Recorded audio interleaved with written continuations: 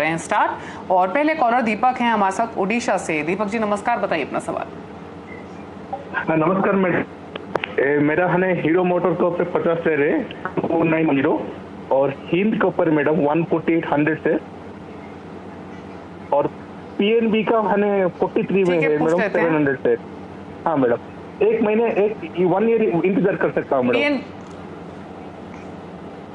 नहीं, मुझे ये बताइए पीएनबी में आपकी खरीदारी क्या किस लेवल की है? 43 madam, 43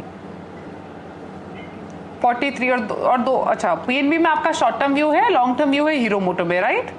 1 year madam, 1 year. Okay, ठीक है। हिमांशु, क्वेश्चन इनका बिल्कुल क्लियर है। पीएनबी में 43 की बाइंग है, एक डेढ़ महीना रुक सकते हैं। हीरो मोटो में 2910 की इनकी खरीदारी है, लेकिन लॉन्ग टर्म के लिए लगभग 1 साल के लिए रखना चाहते हैं। तो बताइए क्या सजेशन होगा? दीपाली जी देखिए, पीएनबी की पहले मैं बात करता हूं तो शॉर्ट टर्म व्यू यहां पर नेगेटिव है। बिल्कुल इनको करंट भाव पर एग्जिट करने की सलाह रहेगी, क्योंकि चार्ट पर अभी किसी तरह का कोई साइन नहीं है कि यहां पर किसी तरह का रिवर्सल आता हुआ नजर आए। जहां तक हीरो मोटोकॉर्प की बात है दीपाली जी, यहाँ पर बिल्कुल लॉन्ग टर्म के नजरिए से बने रहने की सलाह है। स्टॉक करेक्ट हुआ है, लेकिन वो इन लाइन विद सेक्टर है, पूरे सेक्टर में ही करेक्शन देखने को मिली है, जिसके चलते स्टॉक में भी करेक्शन मिला है। 2500 2400 अच्छे इंटरमीडिएट सपोर्ट हैं, उन लेवल्स पर पोजीशन को ऐड करें और लॉन्ग टर्म के हिसाब से यहाँ पे लगातार एक्यूमुलेशन करते रहें। बहुत अच्छा ब्लू चिप स्टॉक है, मुझे लगता है यहाँ पर लॉन्ग टर्म के लिहाज से बिल्कुल बना रहा जा सकता है। ओके, अगले कॉलर से बात करते हैं। नरेश कुमार है हमारे साथ पटियाला पंजाब से। नरेश नमस्कार, बताइए आपका क्या सवाल है? मैडम नमस्कार। मैडम मेरे पास हमारा राजा के 1000 शेयर हैं, 735 पे लिए हुए हैं। इसको कैसे होल्ड करूं मैडम? और व्यू क्या है आपका इसमें नरेश जी? मैं मैडम इसको होल्ड कर सकता हूं, चाहे 6 महीने करना पड़े मैडम। ठीक है, 6 मंथ्स तक रख सकते हैं। अमराजा बैटरीज 734 की बाइंग है। हिमांशु जी, 700 रुपए के नीचे जो स्टॉक का शॉर्ट टर्म सेटअप है वो यहाँ पर वीक होता हुआ नजर आया है। अगला जो इंपॉर्टेंट सपोर्ट जोन है वो लगभग 600 रुपए के आसपास है। तो हालांकि आप 6 महीने का समय देने को तैयार है, लेकिन 6 महीने भी एक काफी छोटा समय होता है स्टॉक मार्केट में। तो मुझे लगता है कि यहाँ पर थोड़ा इसको समय दीजिए। स्टॉक ओवरऑल हायर लेवल से काफी करेक्ट हो चुका है, तो मुझे लगता है कि कुछ महीनों के बाद शायद 600 सवा 600 के लेवल्स पर इंटरमीडिएट सपोर्ट टेस्ट करने के बाद यहाँ पर एक रिबाउंड आता हुआ नजर आएगा और उस कंडीशन में मुझे लगता है कि आपको आपके भाव मिल सकते हैं, वहां पर आप एग्जिट कर सकते हैं। ठीक है, अगला सवाल ले लेते हैं। ये फेसबुक के जरिए में भेजा है रवि बत्रा ने। बजाज फिनेंस पर इनका सवाल है और काफी इंटरेस्टिंग लेवल्स हैं हिमांशु। 1980 की इनकी खरीदारी है। पिछले साल इसने मेरे ख्याल से इन्हीं लेवल्स के आसपास के लोज टच किए थे, एक ही मौका दिया था। उसके बाद 2000 2200 2400 के आसपास थोड़े समय ये रहा और तब से लेकर अब तक की जर्नी बहुत ही स्ट्रांग रही है बजाज फाइनेंस की। लेना चाहिए मुनाफा यहाँ पर या होल्ड करें? दीपाली जी, मुझे लगता है कि बिल्कुल यहाँ पर बने रहें, कोई किसी तरह की घबराहट ना दिखाएं। और मेरा ऐसा स्ट्रांगली मानना है, मैं हालांकि स्ट्रांग कमेंट दे रहा हूं, लेकिन मुझे ऐसा लगता है कि शायद इनको ये जो भाव है कभी दोबारा देखने को भी ना मिले। तो यहाँ पर मुझे लगता है कि अच्छे खरीदारी पर भाव है इनका। 5800 6000 एक स्ट्रांग बेस स्टॉक के लिए बन चुका है। मुझे नहीं लगता कि स्टॉक इसके नीचे जल्दी हाल फिलहाल में जाने वाला है, तो यहाँ पर बने रहे, रैली को राइड करें, आने वाले समय में और ऊपर के लेवल्स यहाँ पर देखने को मिल सकते हैं। ठीक है, सर्वेश चौरसिया ने एक सवाल भेजा है दियोरा से। हिमांशु, इन्होंने व्हाट्सएप के जरिए सवाल भेजा है। 2 स्टॉक्स इनके पास। जेके टायर 180 की इनकी खरीदारी है और 100 क्वांटिटी है। दूसरा स्टॉक है IRFC का, यहाँ पर इनकी 575 की बाइंग है। तो दोनों स्टॉक्स में बताइए क्या करना है इनको अब? जी देखिए, अगर जेके टायर इन्होंने सिर्फ ट्रेडिंग के नजरिए से लिया है तो मेरी इनके लिए सलाह होगी कि यहाँ पर एक स्ट्रिक्ट स्टॉप लॉस मेंटेन करें 140 रुपए का। 144 रुपए के आसपास का आज का क्लोज है। तो अगर स्टॉक 140 के नीचे बंद होता है तो ये कंफर्म हो जाएगा कि स्टॉक एक करेक्शन मोड में एंटर कर रहा है और उस कंडीशन में स्टॉक 115 120 रुपए तक के लेवल टेस्ट कर सकता है। लेकिन अगर थोड़ा सा medium to long term view है तो यहाँ पर बिल्कुल बने रहें। अगर स्टॉक करेक्शन भी दिखाता है 115 120 के लेवल तक भी, तो भी उसके बावजूद भी स्टॉक एक अच्छा अपट्रेंड में बना हुआ है और मुझे ऐसा लगता है कि स्टॉक आने वाले समय में 180 से 200 रुपए तक के लेवल्स न केवल टेस्ट करता हुआ बल्कि उसके ऊपर भी जाने का पोटेंशियल रखता है। और दीपाली जी, दूसरा स्टॉक आपने IRFC के जिक्र किया, तो मुझे लगता है कि यहाँ पर शायद खरीदारी का भाव इनका 26 रुपए का है।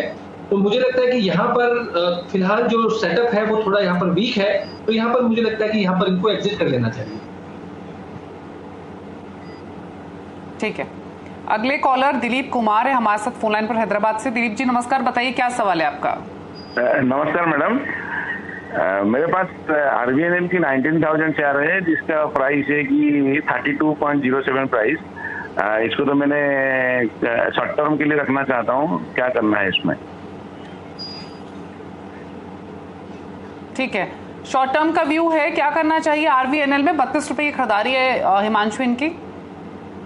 दीपाली जी, ऑलरेडी पोजीशन लॉस में है, लेकिन अच्छी बात यह है कि स्ट्रॉन्ग सपोर्ट के पास है स्टॉक। करंट लेवल्स 27 रुपए का एक स्टॉप लॉस मेंटेन करें, पोजीशन में बने रहें। और मुझे ऐसा लगता है कि यहां से अगर स्टॉक में खरीदारी आती हुई देखने को मिलती है तो स्टॉक इमीडिएटली शॉर्ट टर्म में 30 रुपए तक के लेवल्स दिखा सकता है। वहां पर इस स्टॉक में दोबारा रिव्यू करने की जरूरत है। ठीक है, तो यहाँ पर 27 के नीचे का एक स्टॉप लॉस कर लीजिए, फिलहाल आप होल्ड कर लीजिए। अगला सवाल आशीष अग्रवाल ने हमें भेजा है व्हाट्सएप के जरिए, इनफैक्ट फेसबुक के जरिए इन्होंने भेजा है। HAL पेन का सवाल है, हिंदुस्तान एरोनॉटिक्स 958 की इनकी बाइंग है, 105 स्टॉक्स हैं और HAL तो FNO का हिस्सा भी बन रहा है कल से। और आप देखिए हिमांशु, आज भी काफी अच्छी मजबूती थी, तो इनके पोजीशन मुनाफे की है। ऑलमोस्ट 20-25% का प्रॉफिट इनको ऑलरेडी हो रहा है। क्या करना चाहिए HAL में? दीपाली जी, एक लंबे समय की कंसोलिडेशन के बाद स्टॉक ने पिछले कुछ हफ्तों से एक ब्रेकआउट दिया है। 1100 रुपए का एक स्टॉप लॉस ट्रेल कर लें ताकि एक मिनिमम प्रॉफिट लॉक हो जाए। और अपसाइड में मुझे लगता है कि यहाँ पर 1350 रुपए तक के टारगेट शॉर्ट टर्म में आते हुए नजर आ सकते हैं, यहाँ पर ये मुनाफा वसूल कर सकते हैं। ठीक है, अगले कॉलर से बातचीत करते हैं। अशोक भाटिया हैं हमारे साथ फोन लाइन पर दिल्ली से। अशोक जी नमस्कार, बताइए अपना क्वेश्चन। मैडम, मैंने डॉक्टर रेड्डी लैब के 500 शेयर परचेज किए 25 जुलाई को at the rate 5,040 rupees. So now the rate is coming down to 4,500. So I don't know what to do now.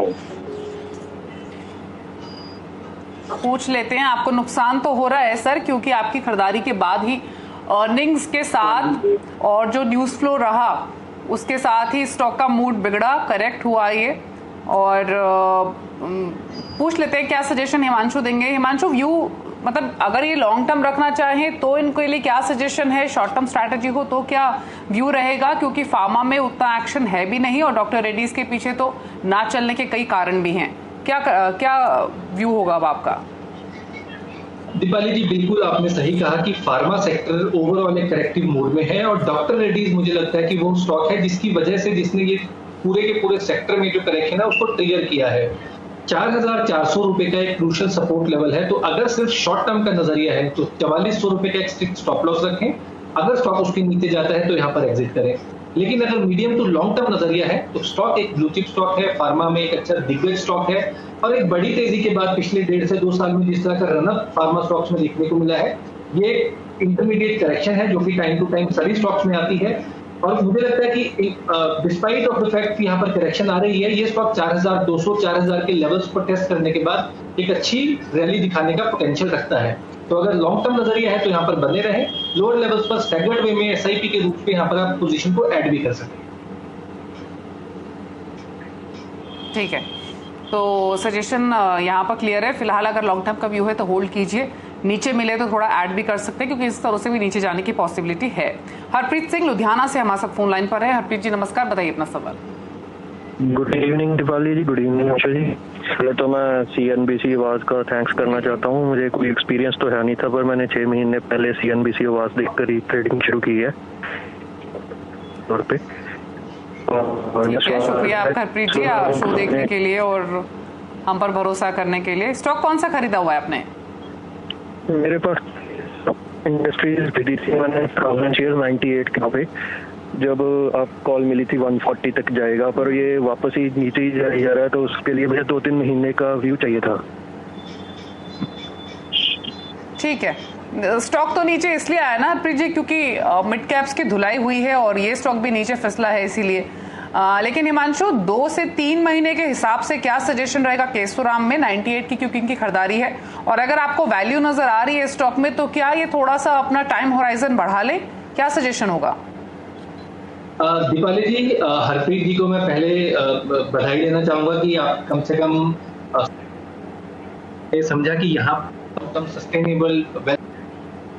लेकिन हरप्रीत जी, इंपॉर्टेंट बात ये रहेगी कि आप अगर ट्रेडिंग करते हैं तो ये जरूरी है कि आप ट्रेडिंग के लिहाज से अपना एक स्टॉप लॉस मेंटेन करें। और मुझे लगता है कि अगर आपने ये कॉल किसी भी लेवल पर ली थी तो यहाँ पर जरूर आपको एक स्टॉप लॉस भी सुझाया गया होगा। एनीवेज, अब स्टॉक एक अच्छे सपोर्ट जोन के आसपास है, जो कि अच्छी बात है, और मुझे लगता है कि 70-72 रुपए एक स्ट्रॉन्ग सपोर्ट जोन है स्टॉक के लिए। तो यहाँ पर फिलहाल अगर आप चाहें तो 70 रुपए पर अपनी पोजीशन को और ऐड कर सकते हैं, थोड़ी सी एवरेज आउट कर सकते हैं, 65 रुपए का एक स्ट्रिक्ट स्टॉप लॉस मेंटेन कर सकते हैं। और मुझे ऐसा लगता है कि यहाँ से अगर एक रिबाउंड स्टॉक में आता है तो 85 से 90 रुपए तक के लेवल्स यहाँ पर आने वाले हफ्तों में देखने को मिल सकते हैं। ठीक है, तो आप होल्ड कर लीजिए इस स्टॉक को, एक 65 रुपए का स्टॉप लॉस लगा लीजिए, लेकिन बने रहिए।